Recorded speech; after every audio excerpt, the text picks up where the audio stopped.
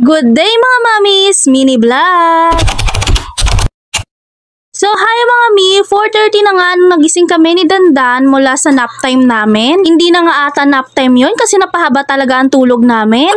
Nalabas ko nga muna si Dandan para naman makakilos ako ng maayos dito sa bahay. Dan lang naman siya sa tapat namin mag-iikot dahil may mga kalaro rin naman siya dyan. Inuna ko na nga muna yung pagsasaing mga mi dahil maya-maya darating na yung kapatid ko at naghahanap yun ng pagkain. Sinunod ko naman na itong paglilinis ng mesa. Inalis ko muna yung mga laman, pati yung mga hugasan. Inarrange ko na rin yung mga nakakalat na gamit at pinunasan yung mesa. Nasyok nga ako dito mga mi. Pagtingin ko dito sa tray namin ng itlog, konti na lang ang laman. 3 days pa lang simula nung nabili ko ito. Pero yan agad yung naubos namin. Ang lalakas talaga kumain.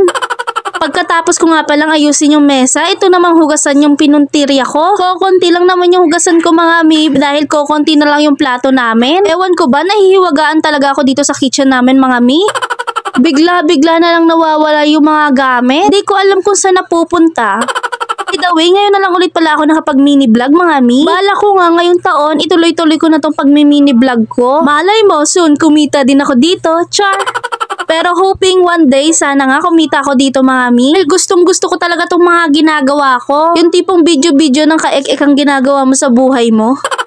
I-share ko nga lang pala mga mi na dito sa amin hindi uso yung gripo. Nakaposo kami dito mga mi at malapit kami sa dagat kaya hindi siguro pumapasok dito ang mga nawasa. Kaya need talaga namin mag-igib para magkaroon kami ng tubig. Pero okay lang naman mga mi dahil malapit lang naman yung posong pag-iigiban namin. Tapat lang ng bahay namin. Maya-maya pa nga itiningnan ko nga itong sinaing ko baka luto na. Pero bagbukas ko may tubig-tubig pa kaya tinakpan ko na lang ulit. Natapos na ako sa paghuhugas dito mga mi kaya pinunasan ko na yung lababo. Inayos ko nga yung mga excavator dito ni Danda sa ilalim ng mesa para makapagwalis ako ng maayos. Saktong-sakto naman mga mi, natapos na rin ako sa paghuhugas at luto na rin yung sinaing ko kaya ayan, igagala ko na si Dandan. Nakalimutan ko nga lagyan siya ng towel dyan na hindi pwedeng mawala sa kanya dahil sobra siyang pawisin. Kaya ayan, nilagyan ko muna siya bago kami gumala. Habang tulak-tulak ko nga sa Dandan at iniikot dito sa lugar namin, ayan, dumating naman yung papa niya. Kaya ayan, lumuwi na rin kami. 5:30 na rin kasi ng hapon yan mga mi. So hanggang dito na lang. Follow me for more mini vlogs and Boodle Fight. Yun lang. Salamat sa panonood.